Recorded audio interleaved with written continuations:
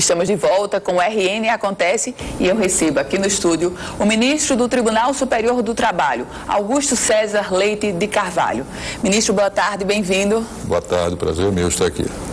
Ministro, o senhor já estava aqui no estúdio da Band quando nós mostrávamos uma reportagem sobre a situação da Ambev, uma grande indústria no Rio Grande do Norte que anuncia o seu fechamento e, consequentemente, a demissão de centenas de pessoas. Eu trago esse exemplo para lhe questionar. O aumento do desemprego hoje no país, de uma forma geral, isso torna o trabalhador mais refém do empregador, no sentido de temendo o seu desemprego e, a partir disso, ser punido por direitos trabalhistas não cumpridos?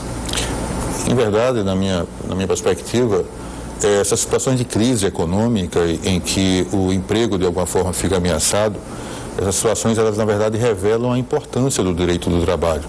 O direito do trabalho, ele existe rigorosamente para tratar dessas relações que são chamadas relações assimétricas, em que há uma desigualdade, há uma assimetria, portanto, há manifestação de poder. E é natural, é inerente ao nosso sistema econômico que ocorra uma relação de emprego, em que ocorram relações de emprego, em que o trabalhador esteja sujeito a um poder de mando, a um poder de comando que é exercido pelo empregador, pelo empresário, por aquele que desenvolve a atividade econômica. Nessas situações, não rigorosamente na situação da Ambev, eu não conheço em detalhes, não posso falar dela, mas nas situações em que há dispensa em massa, há uma jurisprudência que se construiu no âmbito do Tribunal Superior do Trabalho e que está em consonância com a jurisprudência que vigora em países europeus e também está condizente com normas de direito internacional.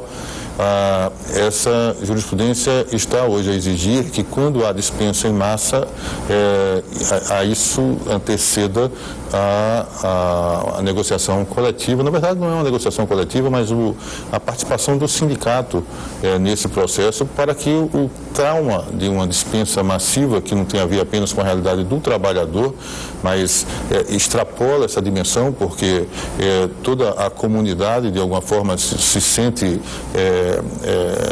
refém de uma situação em que vários trabalhadores perdem o seu meio de subsistência, o meio de subsistência de sua família, há uma retração na circulação de riqueza, enfim, o efeito de uma dispensa massiva é altamente danoso, normalmente, para a sociedade, né, em torno da qual aquela atividade se desenvolve.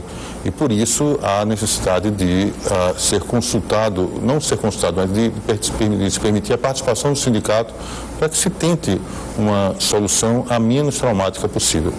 Ministro, alguns juristas defendem uma nova CLT, uma nova consolidação das leis trabalhistas. O senhor comunga dessa opinião? Eu não sou um entusiasta de novos códigos. Eu penso que os novos códigos podem surgir e podem ter um resultado positivo. Mas o mais importante é que nós possamos sempre ajustarmos a nossa legislação aos conflitos que surgem e que não faziam parte da nossa realidade há 20, 30, 40 anos, e também a novas incursões surgimento de novas normas jurídicas que visam a proteção de direitos humanos, de direitos sociais, de direitos fundamentais, de direitos ambientais. O direito do trabalho, por exemplo, ele está antenado com essas modificações que vêm a partir da própria Constituição. A Constituição trata do meio ambiente, do trabalho. Esse é um conceito constitucional, é um conceito que tem uma transversalidade extraordinária, porque quando a gente fala de meio ambiente, inclusive de meio ambiente do trabalho, a gente está tentando proteger esse meio ambiente para a atual e também para as futuras gerações. Está falando de uma sadia qualidade de vida, inclusive no habitat laboral. Então, é preciso que nós possamos fazer, nós trabalhemos no sentido de que o direito do trabalho evolua nessa direção, não necessariamente no sentido da precarização. Nós não precisamos precarizar o ambiente de trabalho, nós não precisamos reduzir direitos trabalhistas para que nós tenhamos uma sociedade melhor.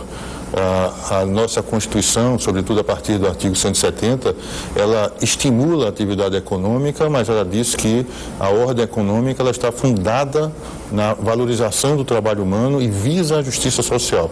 Eu acho que essa deve ser a nossa referência, a referência social, seja a perspectiva dos empresários, seja a perspectiva dos empregados. Eu penso que nós precisamos caminhar nesse sentido. Ministro, nesse conceito de uma nova legislação, qual o balanço que o senhor faz da famosa PEC das domésticas? Olha, se nós formos olhar friamente, o que surgiu de propriamente novo em relação ao trabalho doméstico é que os trabalhadores domésticos, e sobretudo, porque quase em sua maioria são mulheres, as trabalhadoras domésticas, elas se acostumaram, e nós todos de alguma forma utilizamos, que protagonizamos essas relações de trabalho como empregadores, nós nos acostumamos com a ideia de que o tempo do trabalhador doméstico não era um dado relevante. Então, se para todos os trabalhadores no Brasil, enfim, no Ocidente, a jornada de trabalho tem um limite, porque a fisiologia humana não suporta o trabalho além da 8ª hora, por exemplo, porque também é preciso que outros direitos, também fundamentais, direito do lazer, direito de convivência social, familiar, que esses direitos sejam exercidos. Em relação ao trabalho doméstico, havia sempre uma ponderação de que o trabalho doméstico era incompatível com a limitação de tempo. Então, o que a PEC das domésticas trouxe, na sequência agora a Lei Complementar 150, foi a percepção de que o trabalho doméstico também precisa ter limites. Essas pessoas também precisam ter tempo à sua disposição para que possam ter uma vida de família, uma vida de convivência social, enfim, religiosa, de que tenham tempo para o lazer. Não há sentido em estabelecer que para as trabalhadoras domésticas pode haver trabalho de sol a sol, porque isso seria compatível com o trabalho em residências familiares. Na verdade, isso é um sinal de atavismo, de retrocesso, né, de retorno a um regime escravista que definitivamente deve ser extirpado da nossa sociedade. Ministro, e o processo e o projeto da terceirização? O processo porque a terceirização ganha lastro no Brasil. O projeto porque tramita no Congresso Nacional um projeto sobre a terceirização. Qual o balanço que o senhor faz? Em verdade, o projeto em relação à terceirização, ele já passou para o Senado. Sim. E ele teve uma manifestação contrária de da maioria dos ministros que compõem o Tribunal Superior do Trabalho. Não é comum que isso ocorra, mas era preciso que os ministros do Tribunal Superior do Trabalho, que a Justiça do Trabalho, enfim, dissessem sobre a sua experiência. Em determinado momento, há quase 20 anos, a Justiça do Trabalho disse, olha, apesar de todo o sistema estar focado numa relação que se estabelece entre empregado e empregador, não há terceiros na relação jurídica regida pela CLT, ou, enfim, por toda a legislação trabalhista, é razoável que se admita essa terceirização naqueles casos em que a atividade central, a atividade nuclear da empresa está preservada como uma atividade que vai ser desenvolvida pelos seus empregados. Não se pode desenvolver atividade econômica sem se assumir responsabilidade em relação aos empregados, aos trabalhadores que estão envolvidos nesse processo. Então, o Tribunal Superior do Trabalho chegou até esse ponto. O que se percebeu daí para cá foi que, não obstante essa restrição, porque na chamada atividade fina, atividade nuclear da empresa, não pode haver a terceirização, apesar disso nós temos casos, enfim, são casos muito graves de precarização do trabalho humano na conta da terceirização. E às vezes até na conta da terceirização permitida, mas sobretudo naquela que diz respeito à atividade fim. Quer dizer, aquele empresário que está em minoria na nossa sociedade, mas é aquele empresário que pretende desenvolver uma determinada atividade econômica sem assumir responsabilidade em relação ao trabalho humano, tentando transferir para outro essa responsabilidade e, evidentemente, essa outra empresa que assume essa responsabilidade, ela tem um custo e esse custo normalmente é extraído do que seria a remuneração, do que seria a renda do trabalhador. Então, além disso, a terceirização tem uma característica que com o tempo foi sendo percebida, que é o de retirar o trabalhador da sua condição de partícipe da atividade econômica. Ele passa a ser um terceiro, ele passa a ser algo que é estranho ao sucesso ou insucesso da atividade econômica.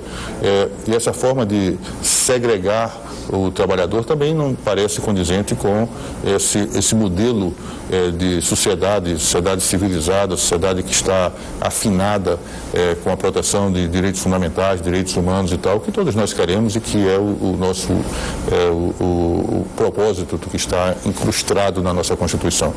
Ministro, nesse conceito da crise econômica, da redução dos postos formais de trabalho, quem emprega a partir da informalidade é vilão ou é colaborador para tentar evitar o desemprego de fato? Seria fácil dizer assim, quem está empregando informalmente, né, sem a regularização devida, anotação de carteira, etc., é vilão, né, é alguém que estaria cometendo um ilícito, etc. Cometendo ilícito está porque está fora do padrão legal. Mas é evidente que a relação de emprego ela tem uma complexidade e em um primeiro momento, por exemplo, é natural que exista alguma incerteza sobre existir ou não um vínculo de emprego. A informalidade nem sempre ela começa com uma relação de emprego regularmente constituída, que implica trabalho subordinado, pessoal, oneroso, não eventual, enfim. Agora, é fato que o fato de o trabalhador não ter a sua carteira assinada não significa dizer que ele tem direitos em menor quantidade. Ele tem os mesmos direitos e mais o direito de ter a sua carteira de trabalho assinada. Às vezes se fala em trabalho informal no Brasil como se isso significasse uma redução de direitos.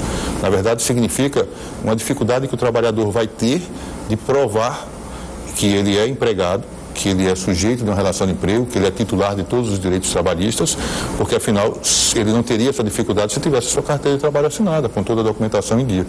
Agora, ele continua sendo titular desses direitos. Não há redução de direitos pela informalidade.